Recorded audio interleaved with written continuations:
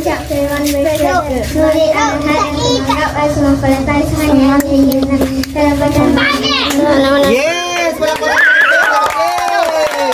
Ang galing, very good. Ulit. Jan. Sound sa'yo. Sige, very good. Sige. Sound. Psalms 119 verse 11. I have lived Very good. Ang galing. Sino ka?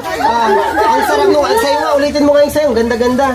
Sige, ulit. 1, 2, 3, go. Lakasan mo. Kaya tayo maingal. Uy, balot. Ngunit ang lahat ng tumanggap at sumampalataya sa Kanya ay binigyan niya ng karapatang maging anak ng Diyos. Amen.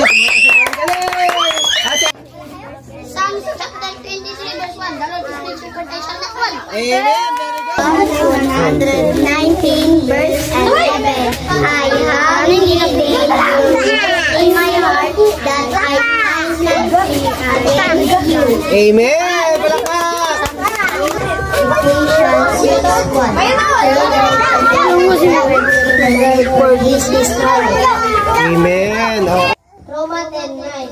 Kung ipapayag ng iyong bibig na si Jesus ay Panginoon at buong puso kang sumasampalataya na siya'y muling binuhay ng Diyos, magligtas ka. 1 John 4:19. We love because He first loved us. Amen. Ano pa? Go. John 14:6. John 14:6. Jesus said, I am the way, the truth, and the life. Once that the Father sent by me. Isa pa. John 3:1. I am the child of God. Amen. Isa pa. Ulit. Philippians. 4:13. I can do all things to Christ who strengthens me. Isang palakpak kay Lord.